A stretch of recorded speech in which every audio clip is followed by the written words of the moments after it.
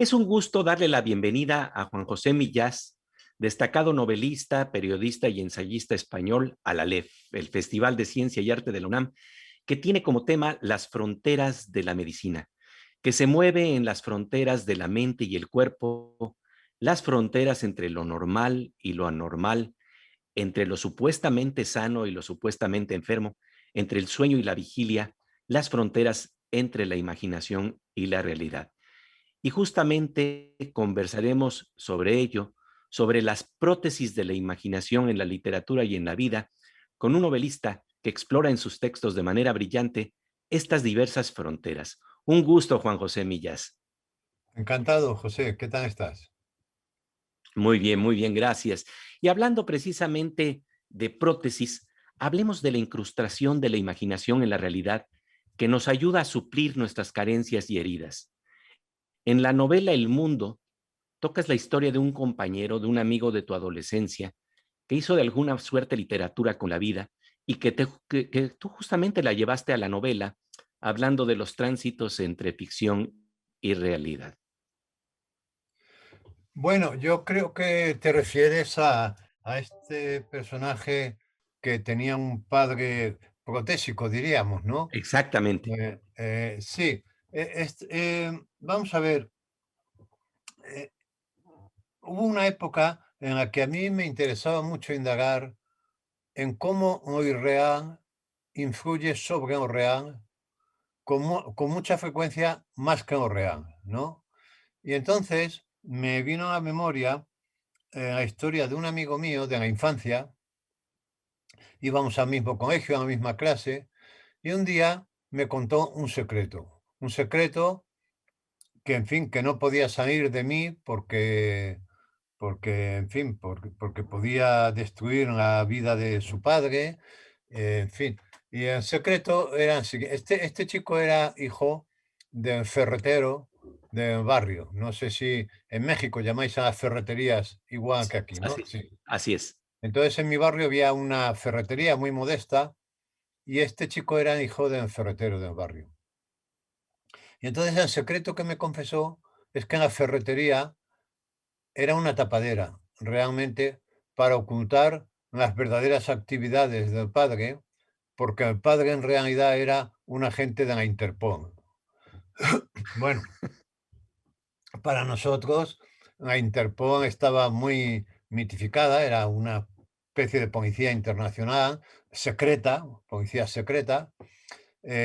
Había tebeos o cómics con personajes de la Interpol, en fin, era un poco una versión del FBI, ¿no? Una cosa mítica para nosotros. Y yo me quedé de piedra, claro, porque eh, pensar que allí en un barrio tan modesto como el nuestro podía haber un agente de la Interpol disfrazado de ferretero. Bueno, para mí aquello fue tremendo, de manera que desde entonces, cada vez que iba a la ferretería y veía a aquel hombre despachar los tornillos, porque a la ferretería nos mandaban mucho: vete a la ferretería a comprar tornillos, siempre hacía falta algo de la ferretería, ¿no?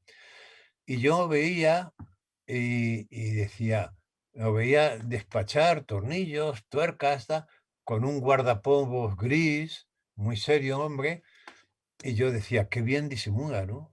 Es que no parece un agente de la Interpol, es que parece realmente un ferretero, ¿no? Y lo único que me preguntaba, ¿cuándo interpolaba? ¿Cuándo se dedicaba a las actividades propias de la Interpol? Porque estaba todo el día en la ferretería. Aunque también pensaba que quizá en la ferretería por la ferretería pasaba mucha gente y él iba fichando a la gente, ¿no? Bueno. El caso es que pasó el tiempo, claro, yo llegó un momento en que ya me di cuenta de que aquello que me había contado mi amigo era mentira, pero nunca se lo comenté. Pero pasado el tiempo, ya de mayor, cuando estaba escribiendo precisamente este libro y yo estaba indagando en la influencia de lo irreal en lo real, lo localicé y lo invité a comer un día. Y le dije: "Oye, tú has tenido, en realidad 2 padres, ¿no? Tuviste un padre real, que era el ferretero, y un padre irreal que era el agente de la Interpol, ¿no? ¿Cuál de estos 2 padres ha sido el más importante para ti? Y hombre se me quedó mirando, sorprendido por la pregunta, y al final dijo: "Pues mira, Juanjo, yo no había pensado nunca, pero yo creo que el padre realmente importante para mí fue en Imaginario, fue en agente de la Interpol". Porque además en Ferretero era un hombre muy limitado, muy opaco, pasaba poco tiempo en casa, no hablaba con él. Y sin embargo, con la gente de la Interpol, imaginariamente se pasaban la vida hablando y corriendo aventuras y tal. Y él mismo se quedó sorprendido de que en su vida hubiese sido más importante el padre imaginario que el real. Pero además me contó algo que, en fin, que no sé si tiene gracia o da miedo, ¿no? Y es que me dijo: "Pues mira, mi padre su padre había muerto hacía 4 años o así", y me dijo: "Y cuando estaba en el lecho de muerte, mi padre, eh, yo tuve un arranque de sentimentalismo y le dije: "Papá, tú para mí no has sido un ferretero, tú para mí has sido como un agente de la Interpol". Y entonces dice que el padre, que estaba ya más en el otro lado que en este, abrió los ojos y dijo: "Pues, ¿sabes que algo había notado yo?". Es decir, que nunca sabemos, ¿no? Y a mí siempre me ha interesado mucho esto de cómo Israel, interviene en lo real, cómo imaginario interviene en lo no imaginario, ¿no? Y porque en mi propia vida yo he tenido muchas situaciones, bueno, yo creo que soy más producto de la imaginación que de la realidad, ¿no? Yo recuerdo que en mi casa, por ejemplo, había un cuarto que estaba al fondo del pasillo, era más que un cuarto, era un cuartucho, ¿no? Era pequeño, no tenía luz, y era una especie de trastero, ahí se iba metiendo todo lo que se desechaba, pero que daba pena tirar por alguna razón, se tiraban pocas cosas entonces, ¿no? Y ahí iba a parar una sartén vieja, una tabla de planchar rota, yo qué sé, ¿no? Y, y ese cuarto en casa lo llamaban el cuarto de anfondo, de manera que cuando había una cosa que era inservible, decía, métanlo en el cuarto de anfondo. Y yo, que debía tener un problema otorrino, de ahí también mi mala adicción, ¿no? Yo siempre entendía el cuarto de Alfonso, no el cuarto de Anfondo. Y entonces crecí con la idea de que en ese cuarto por estaba recluido, por alguna razón, un hermano mío que se llamaba Alfonso, que habría nacido raro o que fuera, no sé, de estas historias que se organizan los niños en la cabeza, ¿no? Yo siempre pensaba, me daba miedo entrar al cuarto de Alfonso, porque claro, tenía miedo de que un día Alfonso me dijera algo desde las tinieblas, desde la oscuridad, porque era un cuarto sin ventanas, ¿no? Y, y yo he pensado muchas veces, ya de mayor, que de todos mis, yo he tenido 8 hermanos, éramos 9, y de todos, 10 si contamos a Alfonso. Y de todos ellos, el que más me ha influido a mí ha sido Alfonso, es decir, el que no existía. El hermano que no existía me ha influido más que el resto de los existentes, ¿no? Y por eso digo esto, que las realidades imaginadas, que son realidades también, son realidades de otra categoría, ¿no? De otro registro, pero tienen la capacidad de modificar el mundo, de modificar la realidad y de mover la trayectoria de una vida, ¿no? Es decir, que estamos llenos de prótesis psíquicas, ¿no?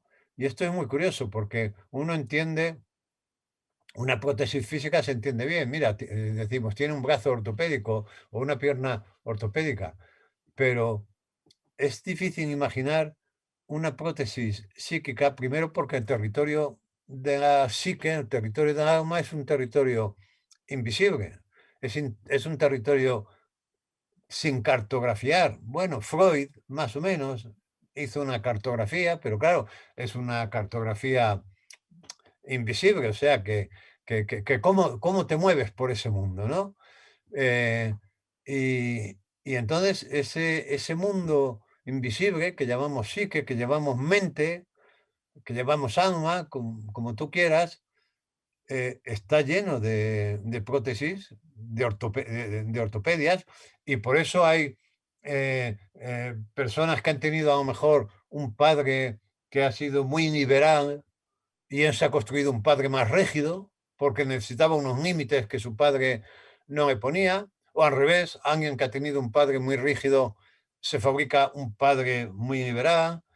eh, pero claro, esto de las prótesis psíquicas, insisto, es un misterio porque estamos hablando de cuestiones impalpables, de cuestiones inmateriales. El otro día estuve en una finca que hay cerca de Madrid donde adiestran perros para ciegos, perros guía para ciegos, ¿no? Y, que pertenece a la Organización Nacional de Ciegos Española, que es una organización muy potente. Los ciegos en España están muy bien organizados. Y entonces, tienen allí una finca donde amaestran perros para los ciegos que quieren un perro guía, ¿no? Y a estos perros se les saca además un partido tremendo, porque tienen una inteligencia increíble. Y entre otras personas, estuve hablando con el veterinario que selecciona los perros para la reproducción, ¿no? Dice, este perro es bueno para la reproducción, esta perra es buena para la reproducción, de manera que la especie, que la raza vaya mejorando, ¿no? Que cada vez sean perros más listos, más sanos, más inteligentes, ¿no? Y, y le dije: ¿Y con qué criterio los seleccionas? Dice: "Bueno, pues está claro que selecciono a aquellos perros que son fuertes físicamente, que no tienen problemas físicos, que sus padres no han tenido artrosis, por ejemplo, o artritis, porque ese es uno de los problemas de los perros cuando llegan a cierta edad, ¿no? Que la vista la tengan bien, ¿no? Y después de comprobar que el físico es perfecto, también os selecciono por el temperamento". Y yo dije: "Caramba, por el temperamento", ¿no? Y dije: "Pues, claro, seleccionados más dóciles", ¿no? Y dije: "Pero esto es fantástico porque continuamente estamos remitiéndonos a esa dualidad tan antigua que es la dualidad cuerpo-alma", ¿no? Eh, porque claro, porque yo sé dónde está el hígado de un perro, dónde está el estómago de un perro, dónde está el cerebro de un perro, pero ¿dónde está el temperamento de un perro? Sí, sí, No. sí, esto es impresionante, ¿no? Porque estamos hablando precisamente de esa dualidad, esa frontera entre la mente y el cuerpo, y las fronteras que hacemos para, y más bien las fronteras que exploramos para crear nuestra identidad. En tu literatura tú sueles hablar del esfuerzo que hacemos justamente para sostener una identidad. Esto a través de una especie de prótesis que permite que, por ejemplo, un personaje pueda salir de un barrio y triunfar. Sin embargo, detrás de la fachada, a veces hay una gran herida que se trata de ocultar. Hablemos de la distancia que explora y revela la literatura entre lo que pensamos que deseamos y lo que realmente pensamos y lo que realmente deseamos. Tal vez ahí está la tragedia de ciertas vidas. Bueno, yo siempre he pensado que la identidad tiene algo de prótesis, porque la identidad es muy frágil, ¿no? Y cuanto más frágil es, más atributos tiene. Quiero decir, cuando yo veo, por ejemplo, a un militar con la pechera llena de medallas, ¿no? Digo, ¿qué necesidad tiene? O sea, ¿qué identidad tan frágil habrá ahí detrás para necesitar esa exhibición, ¿no? De medallas y de condecoraciones, ¿no?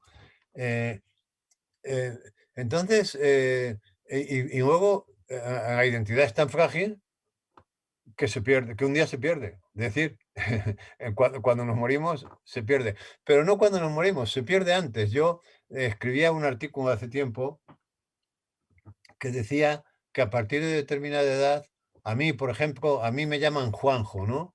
Pues yo creo que desde que cumplí 50 años me deberían haber empezado a llamar Desjuanjo, Desjuanjo, porque claro, uno se pasa la mitad de la vida construyendo un Juanjo, pero ya hay un momento en que uno empieza a dejar de ser ese Juanjo, ¿no? Yo creo que a todos, a ti ya deberíamos llamarte Desjosé, ¿no?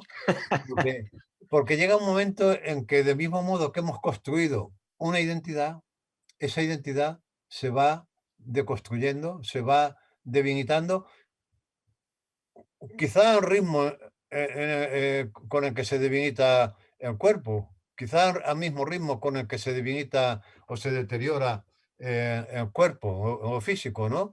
Y hasta tal punto de que a partir de determinada edad las posibilidades de tener Alzheimer son muy grandes, ¿no? Según las estadísticas. Y ahí sí que hay una pérdida absoluta de identidad, ¿no?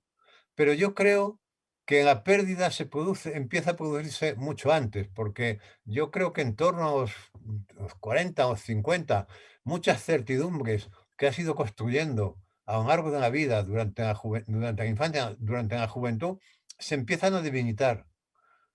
En mi caso, por lo menos. O sea, yo creía cosas que no creo, o relativizo cosas que antes no relativizaba, o creía en verdades absolutas en las que ahora no creo, ¿no? Y por lo tanto, yo diría que desde los 50 años para acá, mi identidad se ha ido transformando y en alguna medida se ha ido perdiendo. Yo he dejado ser el Juanjo que fui, que construí hasta los 50 años para convertirme en una especie de desjuanjo, porque me voy deconstruyendo poco a poco, ¿no? Y a medida que envejezco y a medida que me hago mayor, esa identidad se va fragilizando. También sobre todo porque cada vez la percibo más como una prótesis, como un añadido, como algo artificial, ¿no? Es decir, porque tú antes me citabas antes fuera de cámara un artículo que aparecía hoy en el periódico, en El País, ¿no? Claro, donde yo decía que finalmente yo, mi yo, mi yo, es una versión del resto de los yoes que andan por el mundo.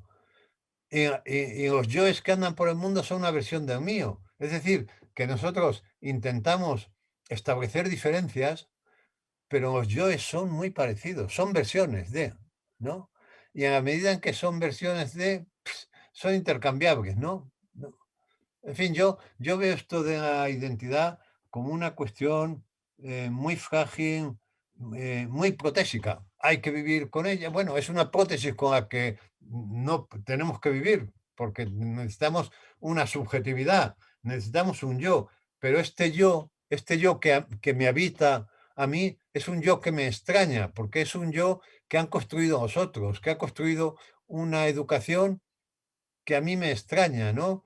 Que han construido unos afectos que a mí me extrañan, ¿no? Y entonces yo vivo con ese yo Y y, estamos, y observo la sí, realidad y observo la realidad desde ese yo, pero no me fío de él, ¿no? Creo en su existencia, pero no me fío de él, ¿no? Me acuerdo de Erdogan, el presidente de Turquía, ¿no? Que de Turquía, decía, sí, sí. sí, que preguntaban una vez si creía en Dios y decía: "Yo sí creo en Dios, pero no me fío de él", ¿no? Bueno, pues yo también creo en el yo, creo en mi yo, pero no me fío de él, ¿no? Y bueno, estamos hablando también del problema de tratar, digamos, la enfermedad de sostener a fuerzas el laberinto de la identidad con toda la pérdida de energía y salud que implica. Hablemos de lo que puede hacer el humor o la prótesis de un antifaz o un bigote postizo para romper precisamente con esos límites de la identidad, para Bueno, movernos un poco de donde el estamos tan humor fijos. es un género literario, pero claro, como todos los géneros, eh, nunca es puro, ¿no? yo por lo menos, a mí el tipo de humor que me gusta no es el humor, eh, eh, no es el de aquel que busca el humor de manera directa, sino el de aquel en el que el humor es un efecto secundario de su modo de mirar el mundo, ¿no? Y me explico. Sí, sí, sí. A mí me a mí yo recuerdo cuando era joven, cuando estaba empezando a escribir, que con frecuencia me decían: "Oye, Juanjo, me ha gustado mucho este artículo tuyo, me he reído mucho con él". Y yo decía: "¿Y de qué se ha reído?". Porque yo no tenía conciencia de haber escrito nada, gracioso ahí, y eso me enfadaba incluso. Ahora ya no, ya no me enfado, ¿no? Pero entonces me enfadaba incluso porque parecía que era como minusvalorar mi trabajo, ¿no? Que les hubiera parecido gracioso, que se hubieran reído con él, ¿no?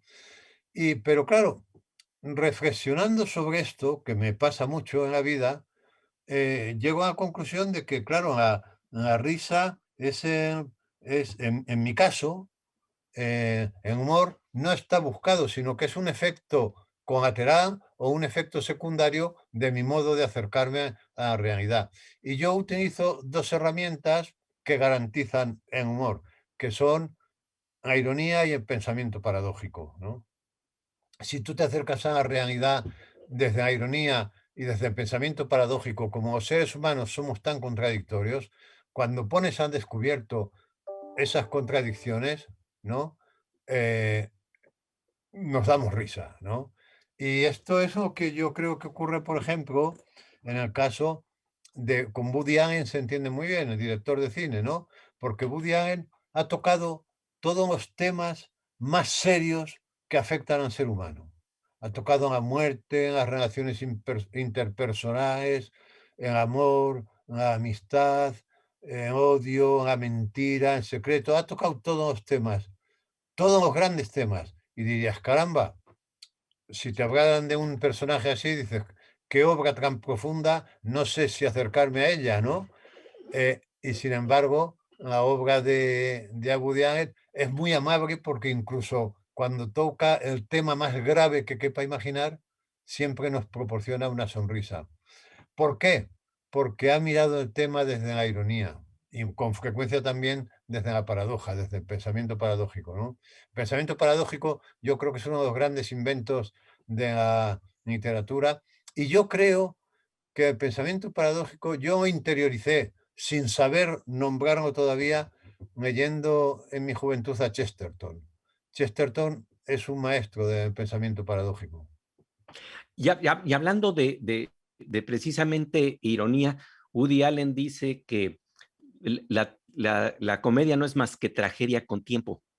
Tragedia más tiempo es igual a comedia. Entonces estamos hablando de pensamiento paradójico que además, entre otras cosas, ayuda de alguna manera, sanar heridas. En este marco, tu padre te dio una muy interesante lección vinculada con un bisturí eléctrico que parece que también se aplica a lo que hace la literatura. Si nos puedes hablar precisamente de esa función que tiene el pensamiento paradójico de la literatura, precisamente al tocar una herida. Bueno, tú te refieres a una cosa que yo cuento en mi novela autobiográfica titulada El Mundo, que lo cuento en las primeras páginas además. Em, Además, es curioso cómo nació esa novela, ¿no? Porque esa novela nació de casualidad. Yo no había, en mi cabeza nunca había estado el proyecto de escribir una novela autobiográfica, ¿no? Pero yo estaba escribiendo en aquella época unos reportajes para la revista dominical del país, para el País Semanal. Estaba escribiendo unos reportajes que llamábamos el Proyecto Sombra, que consistía en que yo pasaba un tiempo con una persona y luego contaba esa experiencia, la experiencia de haber estado con esa persona, ¿no? No era tanto este reportaje que es un género que dice 24 horas con, no, sino que yo contaba desde mí la experiencia que había supuesto estar con esa persona, ¿no? Y bueno, pues aquello funcionaba muy bien, pero ya cuando ya habíamos hecho muchos, yo le dije a un redactor jefe, oye, yo creo que es bueno cerrar esta sección que está teniendo mucho éxito, es mejor cerrarla con éxito, ¿no? Que empiece a decaer. Y me dijo, estoy de acuerdo a condición de que hagas una última sombra. Digo, bueno, vale, ¿de quién? Dice, de ti mismo. Es decir, haz una Cierto. sombra de ti mismo.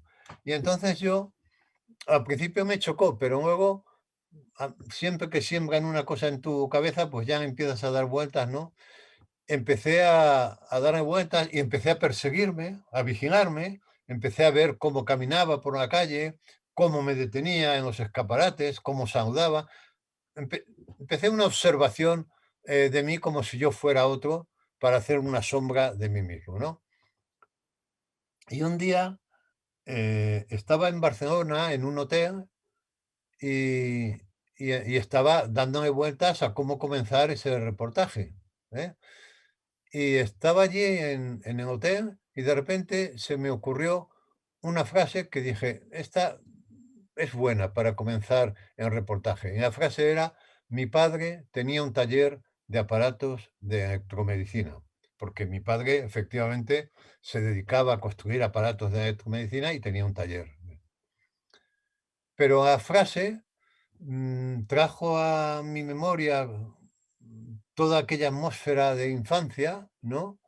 Y entonces recordé una escena que en su día me había impresionado mucho.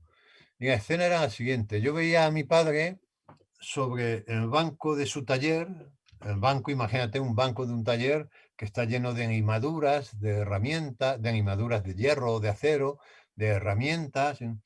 Y en ese contexto tan mecánico, diríamos, tan realista, de repente aparecía ahí un filete enorme de carne roja en medio de los destornilladores, de los alicates, y veía a mi padre, yo desde mi estatura, yo veía a mi padre absorto mirando aquel pedazo de carne al que le infligía unas heridas, eh, con, con un cuchillo, pero era un cuchillo eléctrico, era un bisturí eléctrico. Mi padre decía, presumía de haber fabricado el primer bisturí eléctrico de España, ¿no?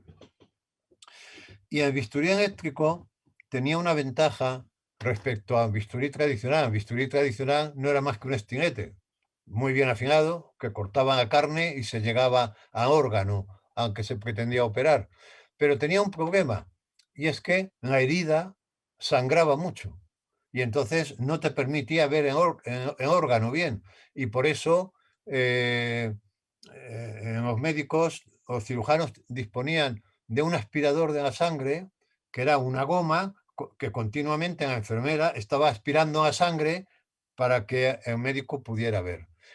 El bisturí eléctrico tenía la ventaja de que al abrir cauterizaba y por lo tanto no había sangre, ¿no? Y eso fue un descubrimiento fabuloso para la cirugía. Bueno, y mi padre acababa de fabricar su primer bisturí eléctrico y lo estaba probando en aquel pedazo de carne. Ya digo que la escena era muy surreal porque ver un pedazo de carne en medio de un contexto de herramientas, pues choca, ¿no? Y, y yo estaba mirando asombrado desde mi estatura y entonces él reparó en mí, se volvió y me dijo, fíjate, Juanjo, cauteriza la herida en el momento mismo de producirla. Cauteriza la herida en el momento mismo de producirla. Bueno, yo seguramente es la primera vez que oía la palabra cauterizar, pero la entendí. Entendí que de algún modo ese bisturí actuaba de tal manera que curaba al tiempo de herir, lo cual era paradójico, ¿no? Lo cual era muy contradictorio. Y aquella frase, cauteriza herida en el momento mismo de hacerla, aquella frase estuvo navegando en mi conciencia, en mi mente, durante años, por ahí en un rincón, y esa tarde en aquel hotel de Barcelona, cuando escribí esa primera frase, me vino a memoria. Y entonces entonces me puse a escribir y enseguida escribí 8 folios y me di cuenta de que aquello no era un reportaje, me di cuenta de que aquello era una novela, ¿no? Eh, y entonces llamé al redactor jefe del periódico y le dije: "Oye, no hay reportaje porque tengo, una novela". Pero es que además yo estaba escribiendo en estas hojas que hay en los, hoteles, ¿no? Eh, que son muy finas, y con un bolígrafo que debía ser un Bic de punta fina, ¿no?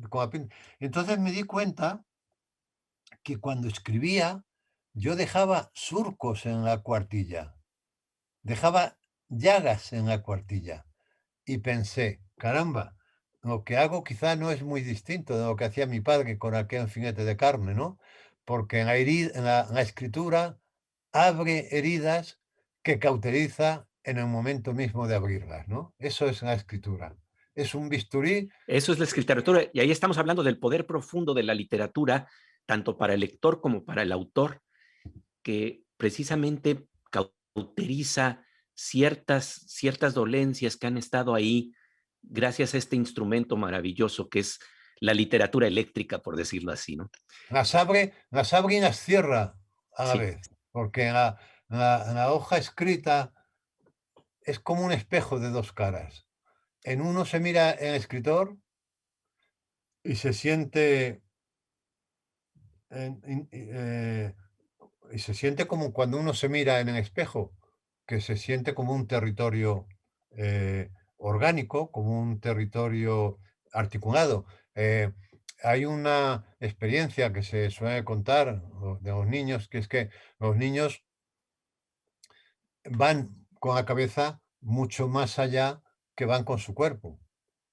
Con la cabeza, es decir, el niño no tiene una frontera muy sólida entre él y la realidad, ¿no? Hasta ese día, cuando tiene en torno a 2 años, así me parece que un día tú colocas a tu hijo frente a un espejo y le dices: "Ese eres tú". Y el niño, al verse en el espejo, se ve como un ser limitado, como una geografía, como un territorio limitado y articulado. Y ahí es un golpe desde el punto de vista de que te pones límites, porque ya no eres omnipotente porque eres, limitado. Yo tengo una impresión de mí mismo de ser de persona muy fragmentada. Yo me siento fragmentado. Sin embargo, cuando escribo, siento que todos esos fragmentos se unen como las piezas de un rompecabezas, ¿no? Por eso decía que en la hoja escrita es un espejo de dos caras. En una se mira el escritor y reduce a unidad los fragmentos de su existencia, y en la otra se mira el lector y ocurre lo mismo. También lo fragmentario, se une. y es por eso que también planteas, por ejemplo, en la novela Dos mujeres en Praga, la importancia de tener un relato que pueda de alguna manera ser la novela de la propia vida, ¿no? Esa novela empieza con un anuncio de ocasión en un diario que dice, usted pone la vida, nosotros le escribimos su novela, y hablas de la necesidad de que todos pudiéramos tener una novela, o si no, por lo menos el espejo de otras novelas, para vernos menos fragmentariamente o para por lo menos articular una historia que de alguna manera integra esos pedazos que están ahí tan rotos, ¿no? Bueno, yo creo que de hecho todos tenemos una novela inconsciente. Yo creo que tú habrás tenido, mucha gente, yo desde luego he tenido esa experiencia de en un viaje largo en avión, en un viaje transatlántico, por ejemplo, entablar conversación, o en tren, un viaje largo en tren, entablar conversación con el compañero o la compañera de al lado y al rato ver que te está contando su vida. Te está diciendo, pues yo estudié, a lo mejor a partir de una coincidencia, ¿no? ¿De dónde eres tú? Pues soy de Madrid, de tal barrio. Pues yo vivía allí cerca y tal. Y a partir de ahí hay un intercambio novenesco de relatos vitales, ¿no? Y cuando a mí me ocurren estas situaciones, que incluso me gusta provocarlas, ¿no? Porque Me interesa mucho escuchar el relato de las vidas ajenas, el relato que uno se hace de las vidas ajenas, ¿no? Eh, Muchas veces, según estoy escuchando, me digo, ¿cuántas veces habrá contado esto, no? Esta persona.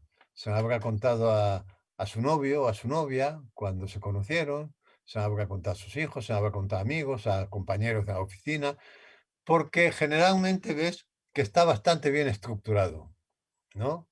Con más o menos talento en función de la persona que sea, pero hay una estructura. Hay un relato en el sentido de que los materiales están relacionados. Relato viene de ahí, de relación. Están interconectados, ¿no? Y entonces, si tú te encuentras una persona de 30, 40 años en un avión y tenéis tiempo y entabléis una conversación de manera que os dé tiempo a contar, tú te darás cuenta, primero, si tú me cuentas tu vida, te darás cuenta de que tú ya la has contado muchas veces y que ya la tienes estructurada. Vas añadiendo cosas, a veces se ocurren cosas nuevas, ¿no? Y dices, mira, qué hallazgo. En esta ocasión he añadido una cosa nueva, pero básicamente la estructura ya está hecha, ¿no? Y la persona de al lado igual. Y es muy curioso ver que el mundo tiene un relato de su propia vida. Es un relato inconsciente, es un relato que seguramente, es un relato oral, es un relato que seguramente si lo intentaran llevar a la página escrita no les saldría, porque entre el relato oral y el relato escrito, en fin, hay muchísimas diferencias, pero es un relato oral que siempre es interesante. Es más, si un escritor cogiera ese relato y seleccionara, digamos, o editara, ¿no? Seleccionara, articulara y tal, saldría una novela de la persona más insignificante que se pueda imaginar, que haya tenido la vida más anodina que podamos imaginar. Todo el mundo tiene una novela. Mira, las personas célebres, los políticos, deportistas, en fin, hay un momento en que se empeñan en escribir la novela de su vida. Escriben, hay muchísimas autobiografías que generalmente son muy malas, porque no están escritas por un experto, ¿no? Pero hay algunos casos, mira, me estoy acordando de un caso que es la biografía de un tenista muy famoso, ya retirado, se llamaba Agassi. Sí, sí, sí. Y este hombre encargó su biografía a un premio Pulitzer, que no me acuerdo ahora cómo se llama, no me viene, y el libro se titula Open, que es un término tenístico. Pues yo no sé nada de tenis, pero sé que es un término tenístico, ¿no? Bueno, esa biografía es una obra maestra. Yo la recomiendo mucho. Es buenísima. Incluso aunque no te interese el tenis, a mí no me interesa nada, pero porque está escrita por un profesional. Si Agassi se hubiese puesto a escribir esa biografía, seguramente habría sido un desastre, ¿no? Es curioso, hablando del relato oral y cómo pasaron o han escrito, ¿no? Que dos de las mejores autobiografías que yo conozco están dictadas. Una es la de Buñuel. Buñuel no escribió su autobiografía, se la dictó a un periodista y es una obra maestra. El periodista hizo con el material que le dio Buñuel una otra. Y luego está la autobiografía de Jung, el psicólogo, eh, el discípulo de Freud. Y la de Jung la escribió una alumna suya. Él la dictó y la escribió. Y son curiosamente dos autobiografías dictadas que son de las mejores autobiografías que he leído jamás. De manera que alguien puede ser muy bueno en el relato oral, pero muy malo en el relato escrito, ¿no? Y en el relato oral todo el mundo se defiende más o menos, pero escribir es otra cosa. Y porque además, por otro lado, corremos el peligro de contarnos nuestra historia oficial y vivir apegados a nuestra historia oficial y lo que hace un buen periodista, lo que hace un buen escritor, que en el caso de Buñuel tú lo estás diciendo muy claramente, sabe leer lo que está oculto detrás del relato, lo que está oculto detrás de la historia oficial. Hablemos precisamente de esa función de la literatura de hurgar en lo invisible. Eh, bueno, yo diría de hurgar en lo invisible, por un lado, es decir, de llegar allí donde no llega la mirada normalizada, ¿eh? Porque,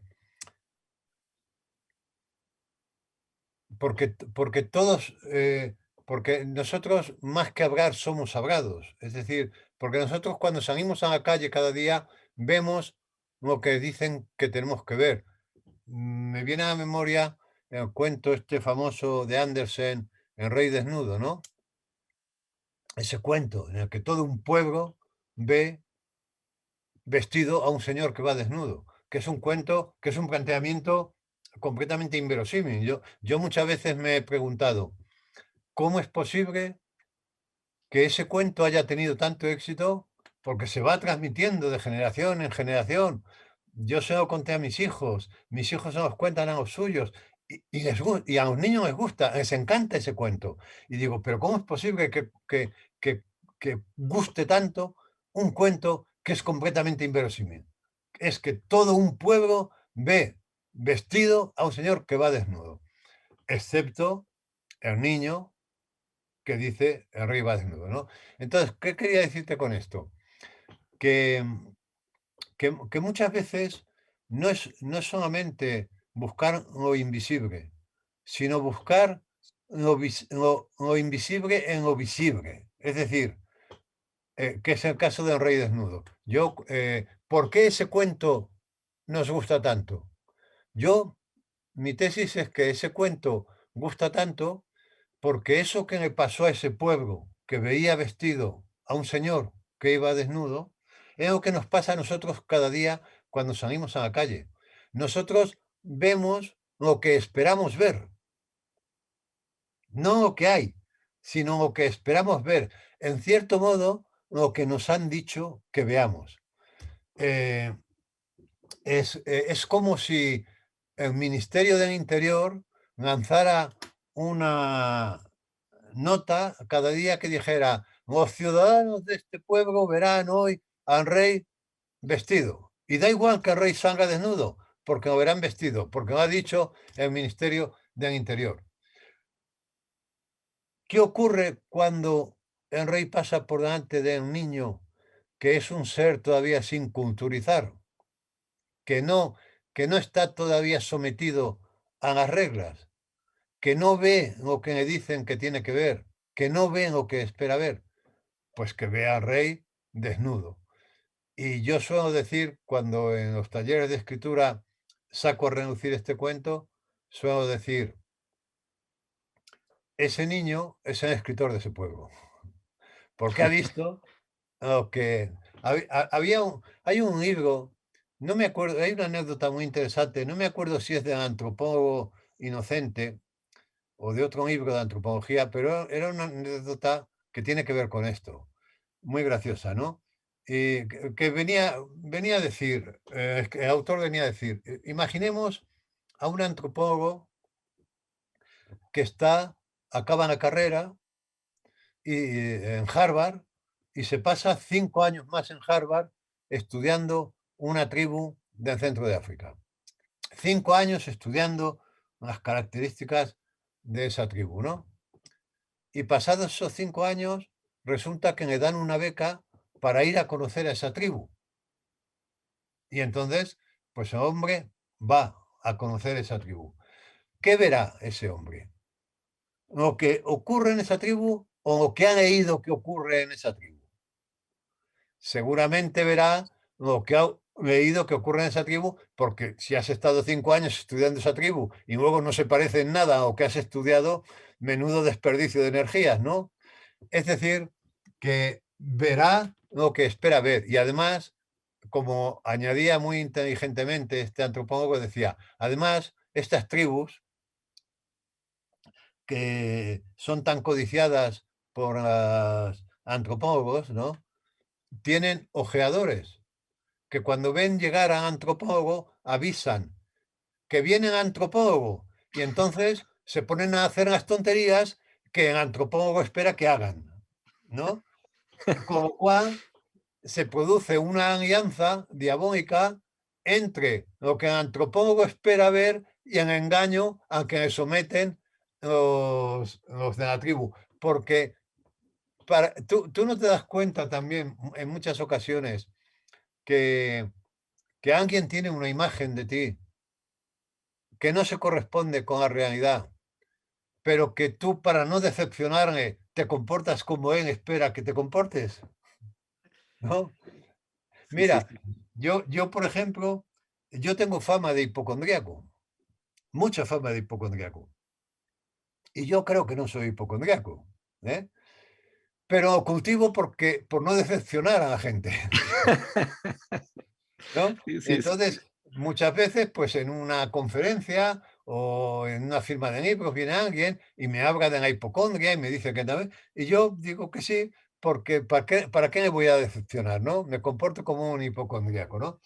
Es decir, que esto que finalmente en la literatura, yo creo que incluso más que para ver lo invisible, es para ver lo oculto por lo visible, que es otro modo de decirlo, ¿no? Para ver, yo digo, lo misterioso que hay en lo normal. Yo creo que no hay nada más raro que lo normal. Yo creo que las personas normales son las más raras del mundo, ¿no? Llevo llevo años proponiendo hacer a una, a varias cadenas de televisión, les he propuesto un programa con muy poco éxito, porque llevo años proponiéndolo y todavía no me lo han aceptado. Y el programa consistiría en encontrar y premiar a la persona más normal de España, ¿no? Entonces, esto el programa tendría este formato de reality o de talent show donde la gente va y canta y gana el que mejor canta o lo que sea, ¿no?